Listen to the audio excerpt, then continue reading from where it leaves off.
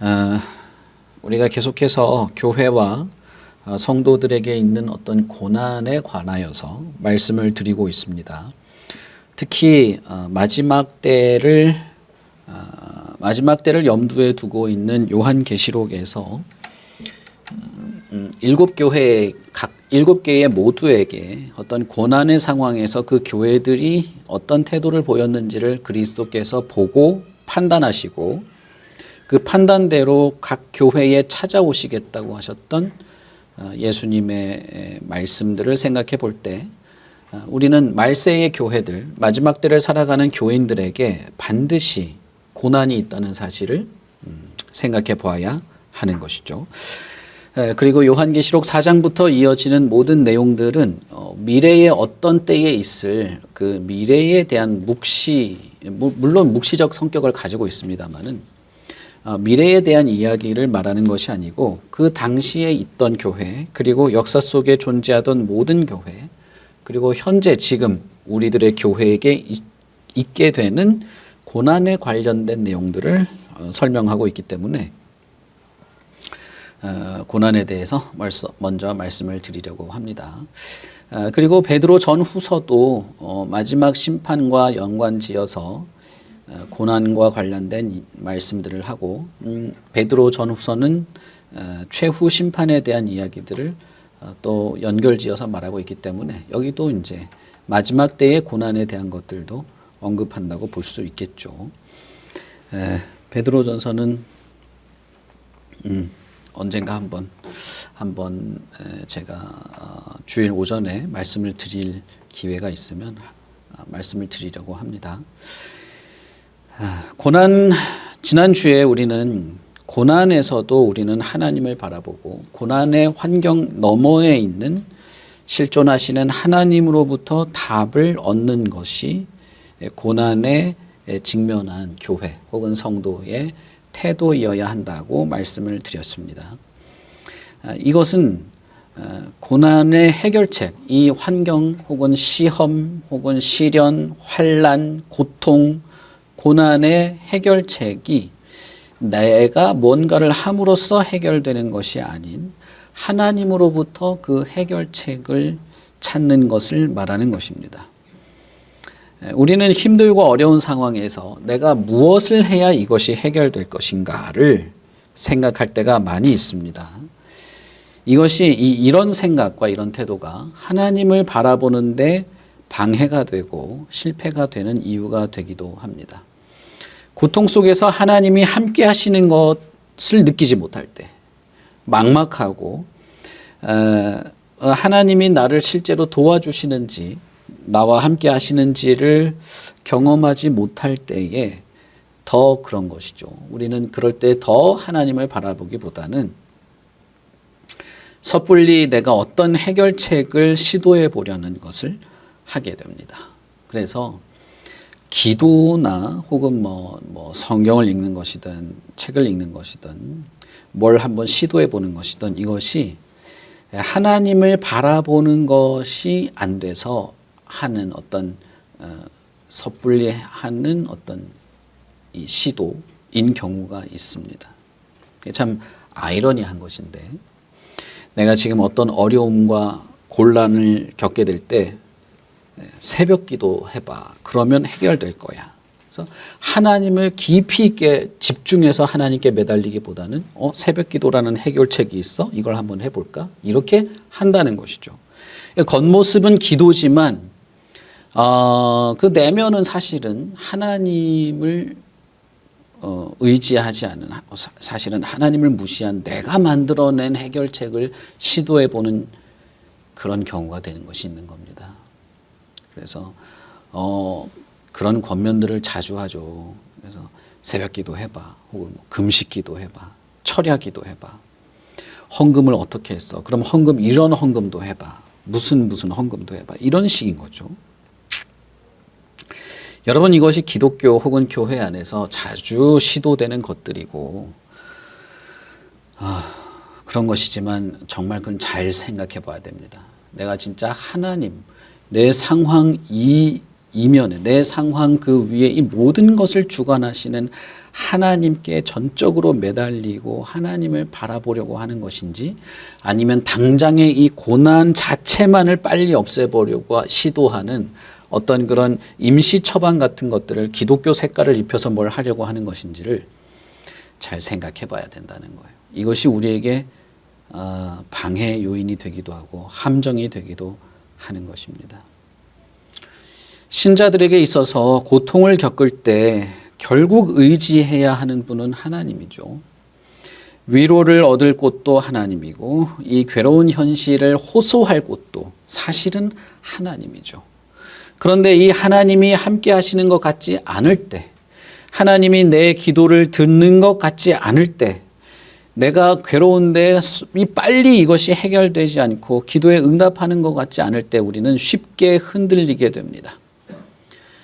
그리고 왜라는 질문을 자꾸 하면서 왜 이런 일이 생겼을까? 무슨 문제가 나한테 있어서 이것이 생겼을까? 내가 무슨 죄를 지어서 이런 벌을 받았을까? 내가 뭘 회개해야 이걸 해결할 수 있을까?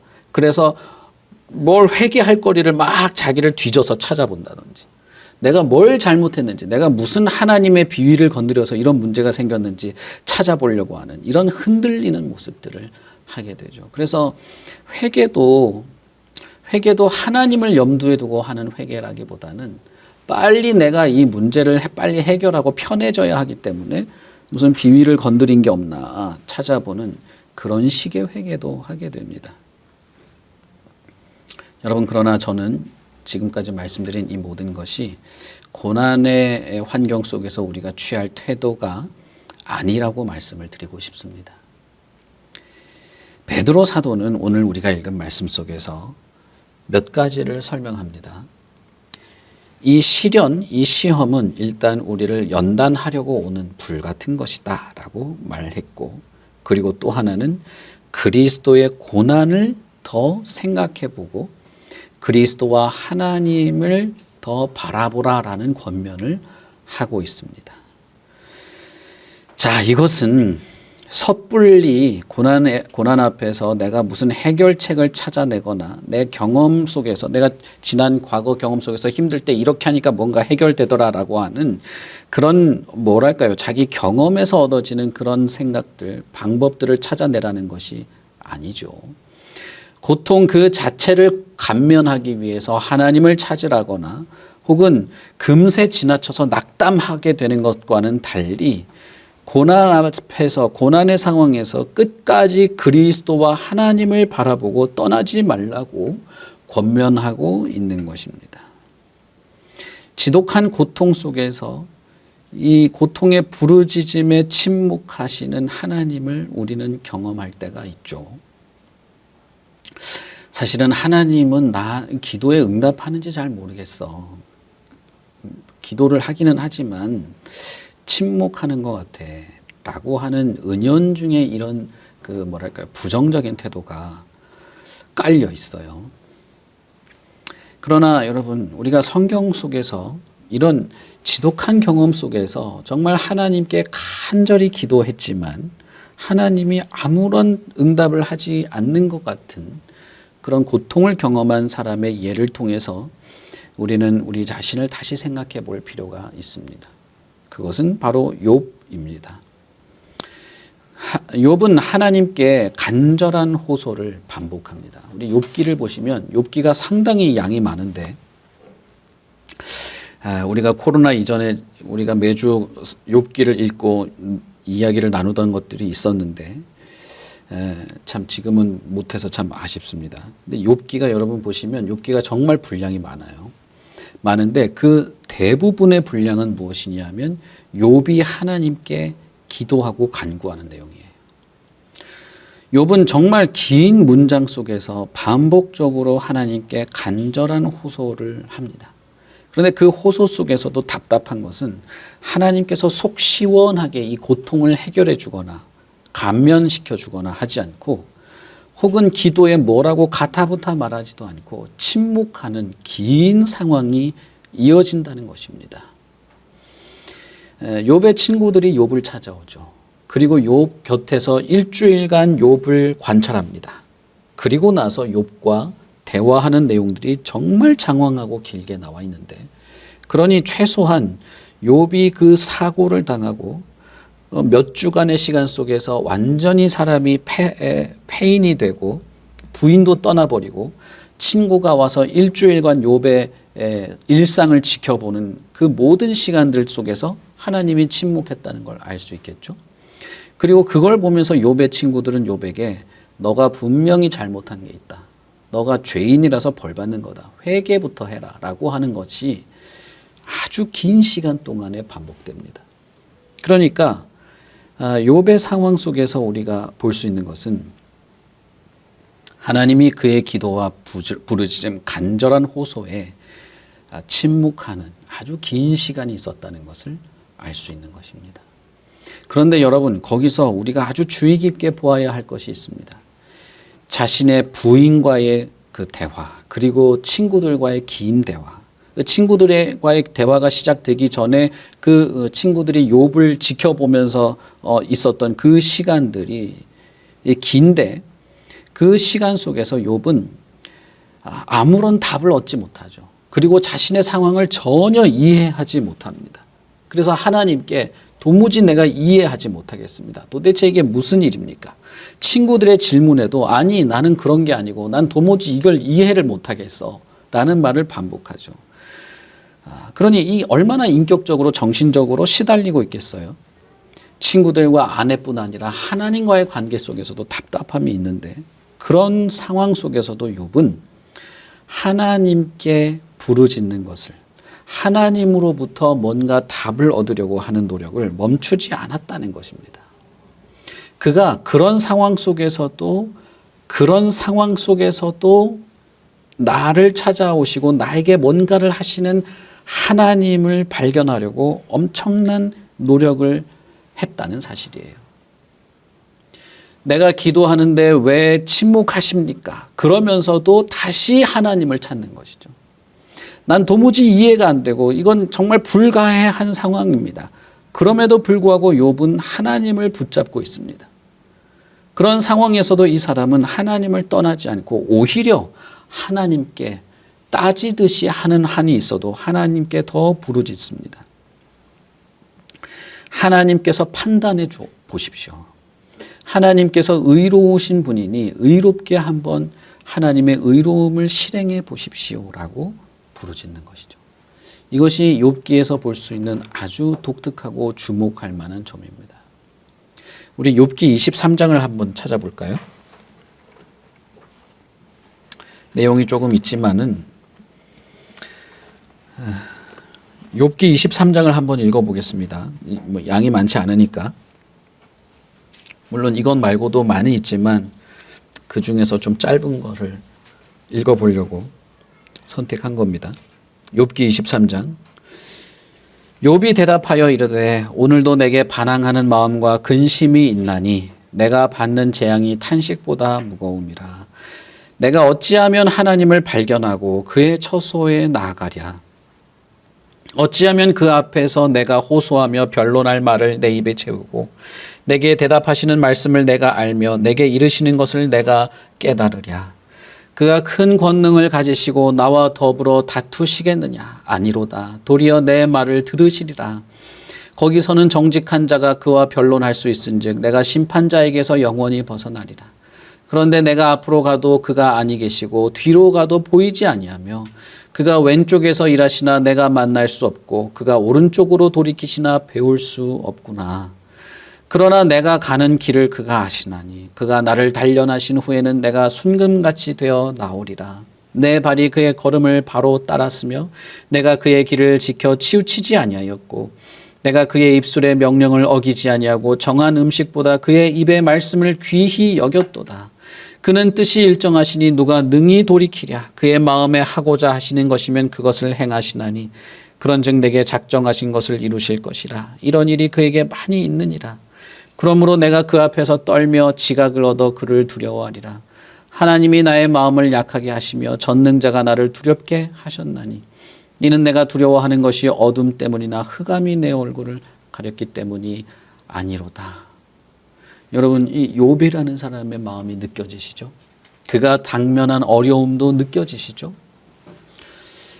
베드로는 불같은 연단이라고 말했고 욥은 순금같이 단련하시는 것이다 라고 말했습니다.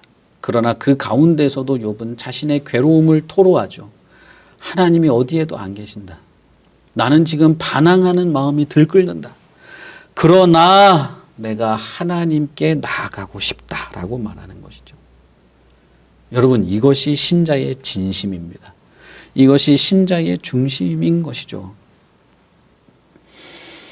이렇게 고통 속에서 씨름하는 욥의 모습은 지금 우리의 모습과 크게 다르지 않을 겁니다. 고통 속에서도 우리는 온갖 생각을 다 하게 됩니다.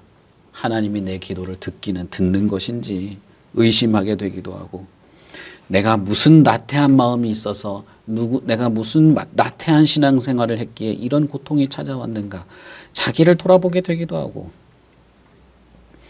내가 분명히 뭔가 잘못한 부분이 있으니 하나님이 나를 벌하시는 게 아닌가, 몸부림치면서 회개할 것을 뒤져서 찾아내려고 하기도 하고, 그래서 어떻게든 하나님의 마음을 잘 이렇게 어루만져서 내가 지금 당한 고통을 해결해 보려는 그런 당위성을 얻어보려고 하기도 합니다. 물론 욥도 자기 행위를 돌아봅니다.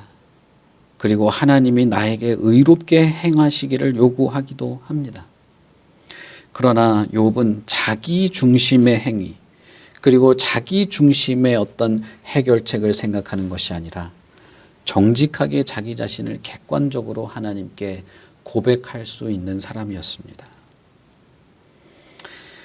우리가 그런 것보다 사실 더 우선 생각해야 하는 것은 이 모든 답답함에도 불구하고, 이 억울함에도 불구하고 그가 하나님께 끝까지 의뢰했다는 사실입니다. 하나님께 끝까지 자기 자신을 맡겨보려고 했다는 것이에요. 이것이 욥이라는 사람이 고통 속에서 취한 태도였고, 베드로 사도가 그 흩어진 사람들, 지독한 고통 속에서 고향을 떠나 세상의 방랑자로 흩어진 신자들에게 권면하고 있는 내용입니다. 끝까지 하나님을 의지하고 하나님을 생각하고 그리스도께 더 자신을 맡기는 것입니다. 우리가 주의해야 할 점이 바로 이것입니다. 욥의 아내는 욥의 현실을 보고 오히려 너무나 답답했습니다. 당신이 섬기는 하나님이 당신을 이렇게 만들어 놨는데 아직도 하나님 타령이 있냐라고 말하죠. 그러면서 오히려 하나님을 욕하고 죽어라. 죽으면 편안해질 것이다. 여러분, 이게 참 악랄한 말인 것 같죠. 그러나 여러분, 정말 지독한 고통 속에 한번 빠져보십시오. 그러면 죽으면 정말 편할 것 같은 생각이 진짜 듭니다.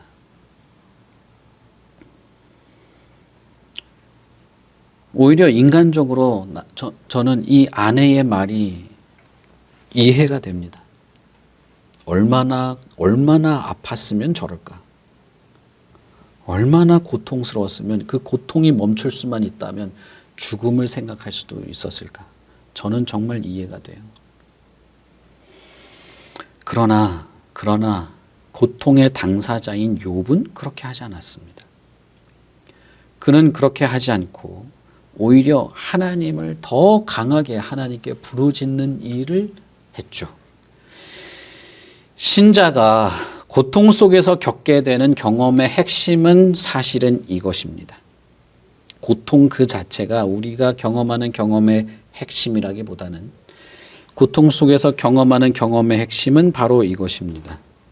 무엇이냐 하면 당장 현실에 내 손에 잡히는 해결이 보이지 않고 내가 하나님께 간절한 기도와 의문을 하는데 답을 주지 않고 침묵하는 하나님에 대해서 끝까지 내 믿음이 흔들리지 않고 하나님을 신뢰하고 신실할 수 있는가라고 하는 것이 신자들이 고통의 환경 속에서 그 경험 속에서 보게 되는 핵심의 내용입니다.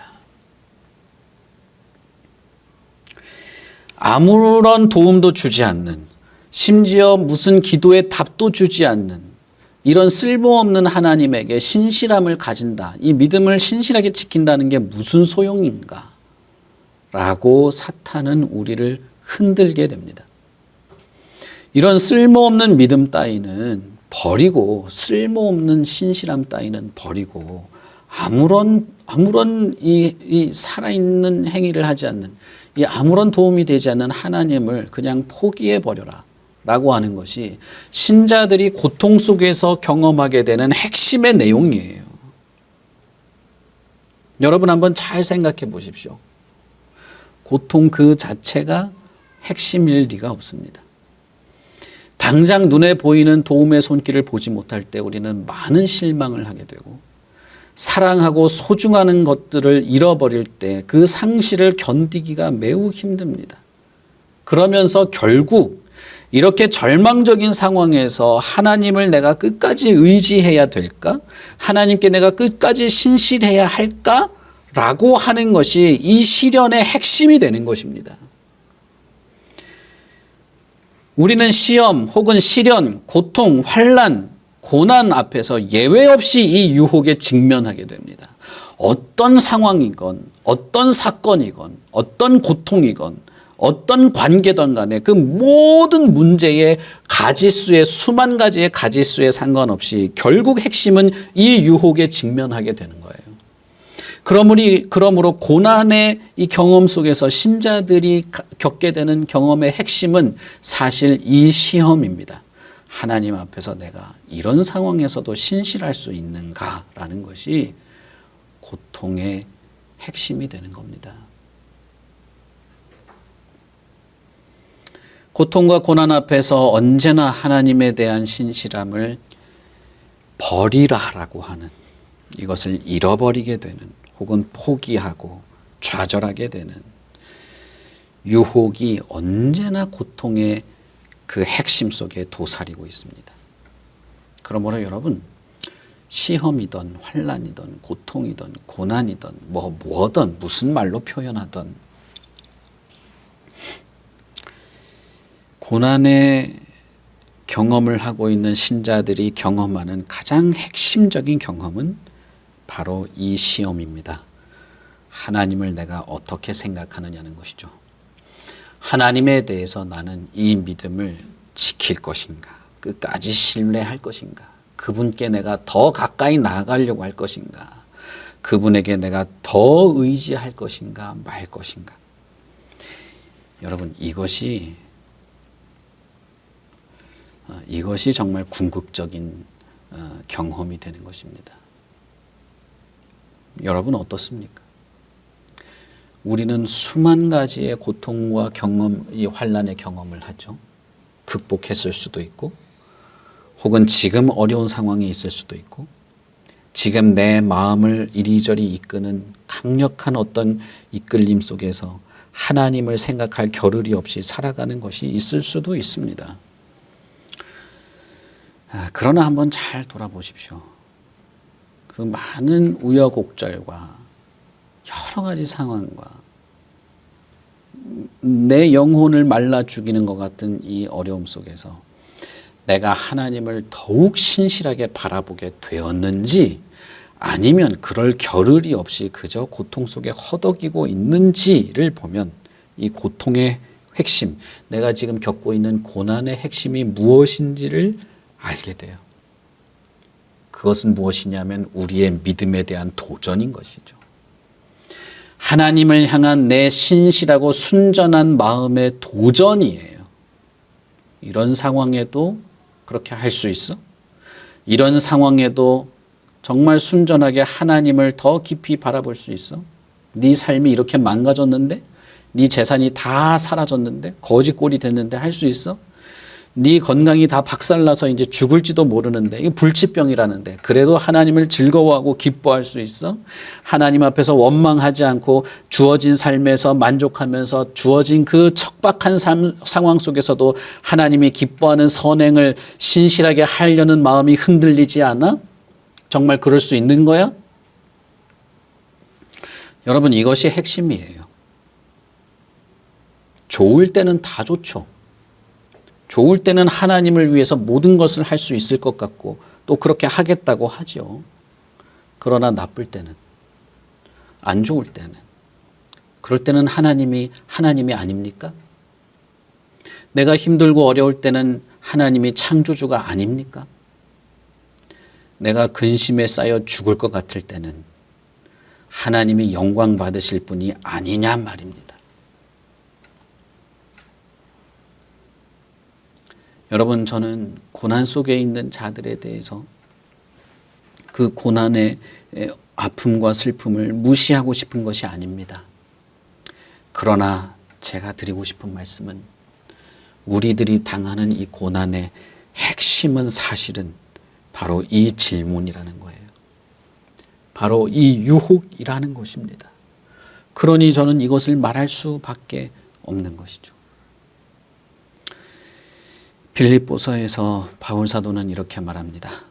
아무것도 염려하지 말고 다만 모든 일에 기도와 간구로 너희 구할 것을 감사함으로 하나님께 아뢰라. 바울 사도는 여기서 모든 일, 모든 상황을 말합니다. 모든 상황이라는 것은 뭘까요? 여러분, 그 신약 성경에서 모든 일 이렇게 검색하면 정말 많이 나옵니다. 그런데 거기서 말하는 모든 일이 뭘까요? 모든 상황이라는 게 내가 하고 싶은 모든 일, 내가 즐거워하는 모든 일, 내가 하나님께 도움을 얻어서 한번 해보고 내가 정말 얻고 싶은 것을 얻고 싶은 그런 내가 정말 추진하는 무슨 프로젝트 이런 걸 말하는 걸까요? 여기서 모든 일은 정말 말 그대로 모든 일입니다. 성경에서 신약 성경에서 사도들이 말하는 모든 일은 모든 상황은 정말 말 그대로 당신이 살아가고 있는 삶의 모든 순간을 말하는 것입니다. 모든 순간에 염려하지 말고 기도하고 감사하고 하나님께 아뢰라. 여러분, 이 말씀은 결코 그러니까 가볍지 않죠. 이 말씀은 그래 그러면 좋겠다 이럴 수 있는 게 아니죠.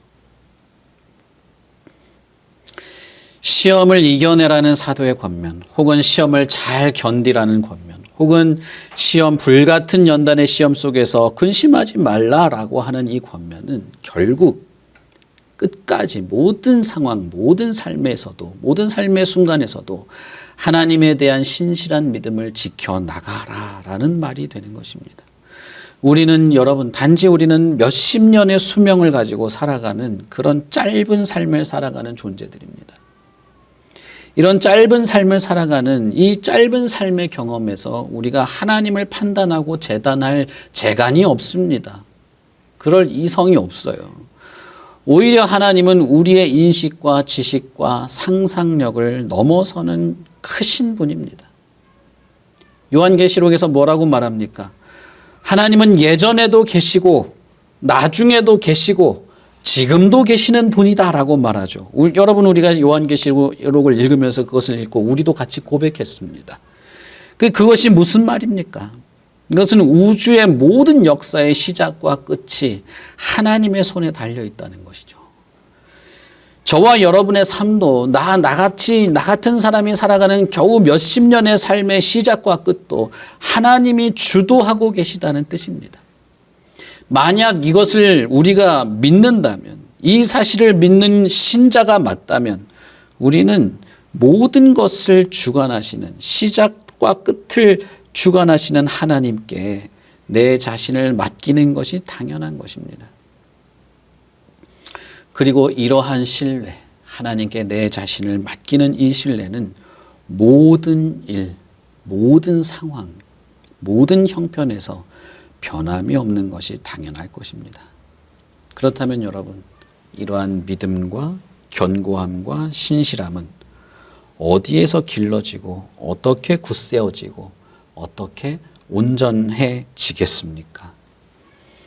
모든 일에 이래야 한다면, 모든 상황에 이 믿음을 지켜나가는 것을 해야 한다면, 모든 상황과 형편에서 하나님 앞에 신실하게 되는 것을 우리가 더 굳세게 해나가는 것이 필요하다면 어디서 그렇게 됩니까? 고난의 삶을 제외하고 모든 일이라고 할 수 있을까요? 고통의 순간을 경험하지 않으면서 이것을 지키는 것이 가능할까요?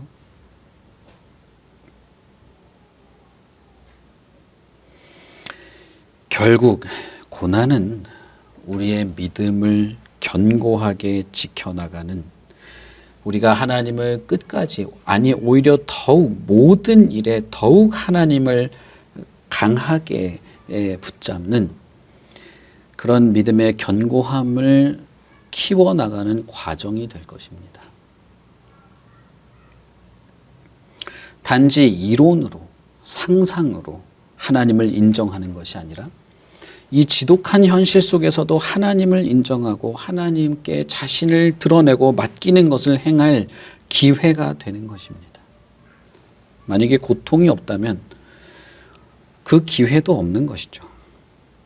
하나님을 믿고 신뢰한다는 것은 이론이나 상상의 문제가 아닙니다.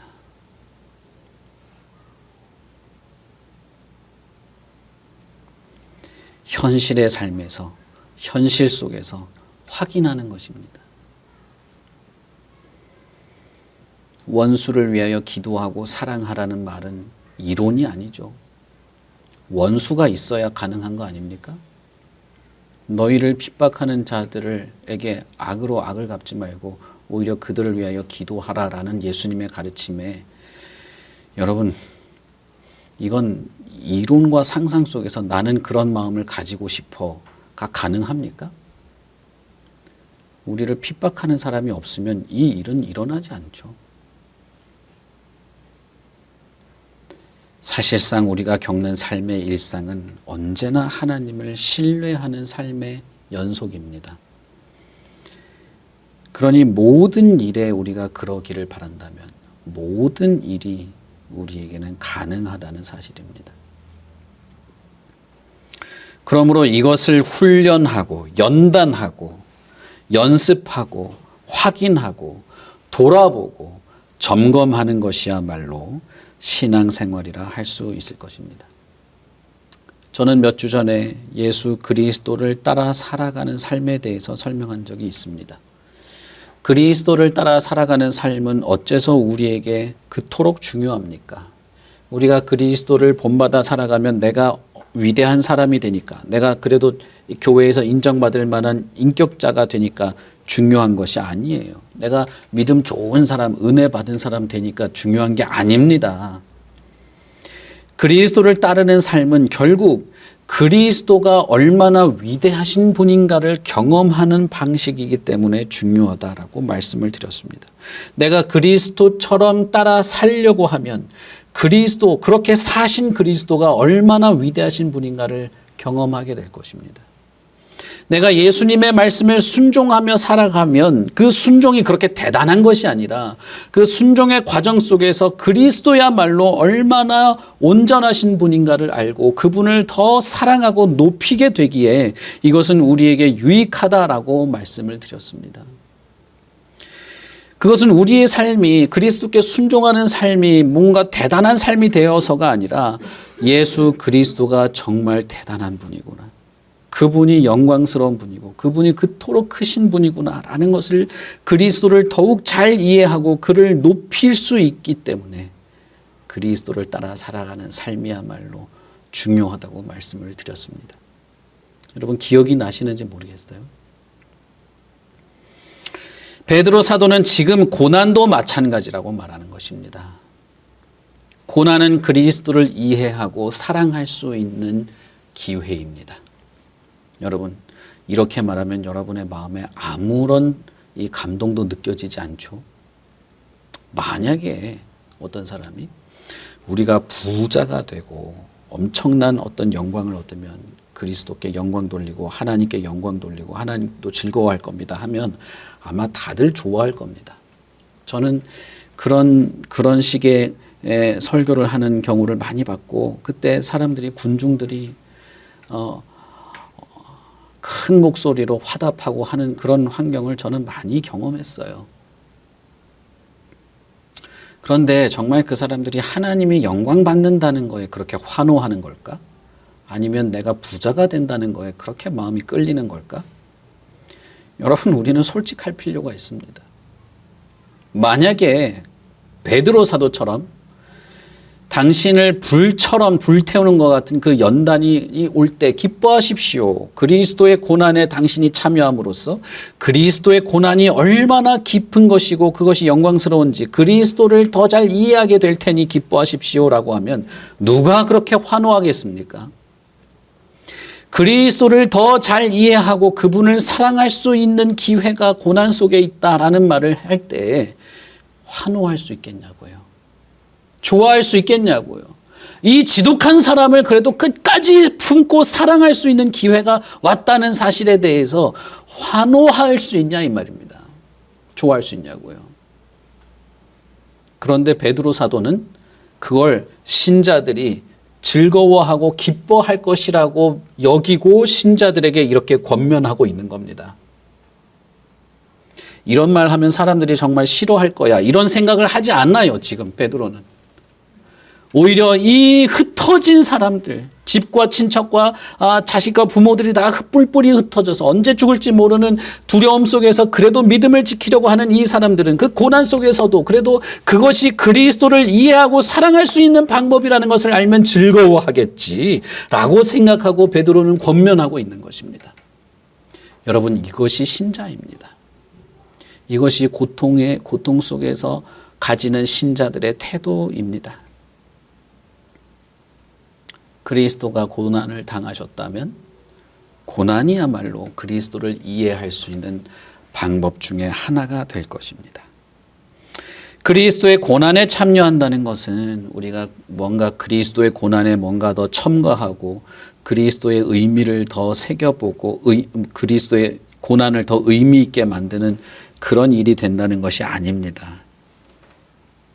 그것은 고난받으신 그리스도를 더 깊이 이해할 수 있게 될 거라는 거예요. 고난 속에서도 순종하며 끝까지 하나님을 온전히 바라보았던 그리스도를 더 잘 이해하게 될 거라는 것입니다. 그리고 그 처절한 고통 속에서도 하나님께 우리들을 맡기신 그리스도를 더욱 사랑하게 될 것이라는 말을 하는 것이지, 그리스도의 고난에 참여한다는 게 뭔가 우리가 대단한 무슨 업적을 이룬다는 게 아닙니다.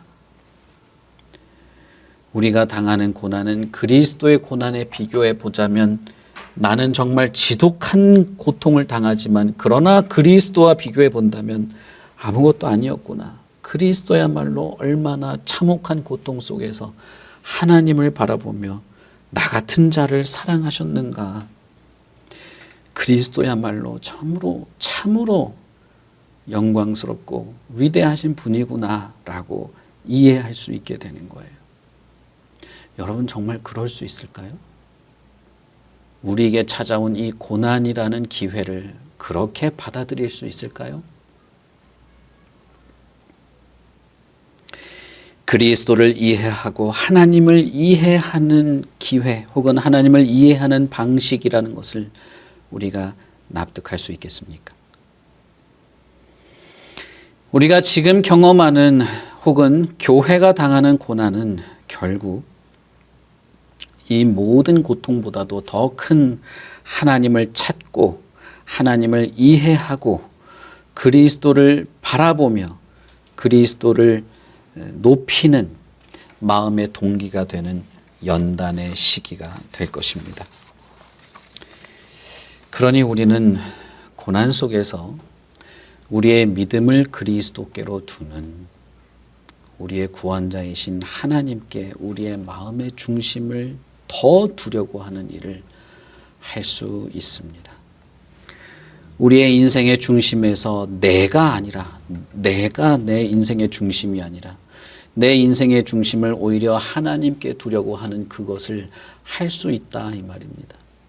하나님은 오히려 이것을 우리에게 요구하십니다. 너는 마음을 다하고 힘을 다하고 뜻을 다하고 목숨까지도 다해서 하나님 나를 사랑하라 라고 말씀하시죠. 하나님은 그렇게 하실 수 있습니다.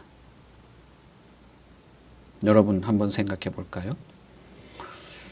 만약에 어떤 사람이 지금 지독한 육체의 고통을 당하고 있다고 생각해 봅시다. 돈이 무슨 의미가 있습니까? 여러분이 즐기는 여가 생활, 취미 생활, 무슨 의미가 있습니까?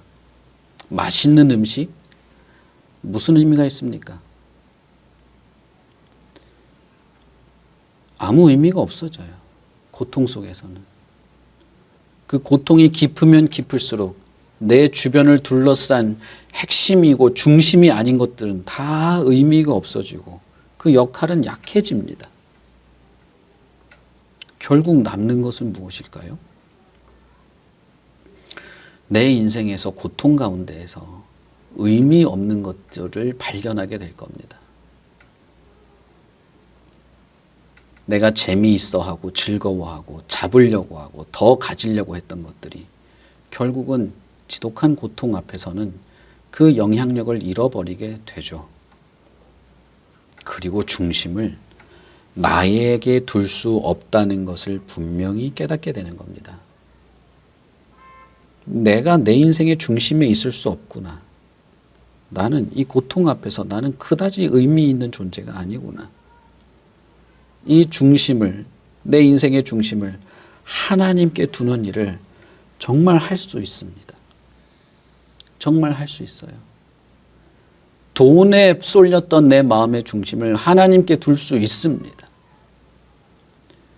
내 즐거움과 내 쾌락과 내 인생의 어떤 즐거움을 누리며 살아가던 것들에서 그 중심을 하나님께로 옮길 수 있습니다. 정말 고통은 인간을 그렇게 바뀌게 합니다. 작은 사소한 일상에서부터 그러니 우리는 하나님이 우리에게 얼마나 좋은 분인지, 그 하나님이 얼마나 크고 주권을 가지고 계신 분인지 인정하고 변함없이 신실하게 하나님을 인정하고 하나님을 의지하며 살아가는 것들, 그것이 신앙인 것이죠.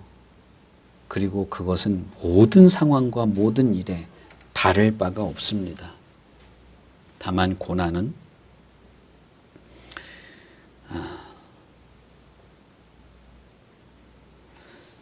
하나님을 그 고난의 상황 속에서도 오히려 고난 자체에 집중하는 것이 아니라 고난이 가지고 있는 핵심적인 질문, 그 질문 앞에서 결국 이 주변부는 다 이 고통에 비교하면 그리 큰 것이 아니라는 것을 발견하고 하나님께 내 모든 것이, 나의 인생의 중심이 하나님인 것을 더 간절하게 나아갈 수 있는 그런 기회, 그런 태도로 고난을 이겨나가는 것이 신자의 모습인 것입니다. 그러므로 여러분, 이런 믿음 위에 내가 세워지기를 구하십시오. 이런 믿음 위에 내가 자라나기를 구하십시오. 무슨 큰 고난이 있을 때만 그런 것이 아니라 아주 작고 사소한 문제에서부터 여러분의 주변 일상의 모든 일에서 하나님을 더욱 의지하는 것을 계속 해나가는 사람으로 믿음을 지켜나가기를 구하십시오. 그리고 심지어 고난의 순간에 찾아와도 변함없이, 아니 더 나에게 의미 있어 보였던 것들이 다 내려놓아지고 더 하나님을 더 강렬하게 붙잡는 그런 하나님을 이해하고 사랑하는 방식으로서의 고난을 통과하게 되는 것이 있는 것이죠. 저는 베드로 사도가 분명히 그의 편지를 받는 사람들에게 그것을 기대하고 있다고 생각합니다. 그렇다면 여러분, 우리도 마찬가지입니다. 우리의 일생도, 우리의 삶의 순간도 마찬가지인 것이죠. 저는 여러 사람들의 어려운 상황들을 들었습니다. 그럴 때마다 정말 하나님께 제발 이 힘든 사람 제발 조금이라도 편하게 해달라고 저는 기도를 많이 합니다. 기도를 많이 해요, 정말. 그러나 또 한편으로는 그런데 이 분의 마음이 다 다른 데 빠져 있는 것 같은데 다만 하나님만을 사랑하고 하나님의 그 큰 하나님 앞에서 마음과 생각이 바뀌기를 또 같이 기도합니다. 저는 상상도 할 수 없는 삶의 고통을 겪는 것을 제가 들을 때가 있고 나는 듣도 보도 못한 상상도 못한 그런 사건 속에서 내가 왜 이런 일을 겪어야 되냐고 저한테 물어볼 때 저는 아무런 할 말이 없어요. 그러나 그럼에도 불구하고 여러분 하나님의 백성 하나님의 교회 신자는 그 삶의 역경 속에서 하나님의 살아계심 앞에서 하나님의 살아계시고 지키시고 우리를 도우시는 그 하나님의 신실한 하나님의 은혜 안에서 살게 되는 것입니다. 그러니 여러분 하나님을 바라보십시오. 하나님 앞에 더 신실하십시오. 삶의 그 주변부 때문에 내가 바쁘다 보니 이렇게 됐다는 소리를 자꾸 하지 마세요. 결국 하나님이 우리에게 요구하시는 것이 결국은 하나입니다. 이런 상황 속에서도 하나님께 신실하겠는가 하는 것이죠. 저는 그 질문에 그 유혹에 우리가 분명히 흔들리지 않고 담대하게 답할 수 있다고 믿습니다. 우리 같이 기도하겠습니다.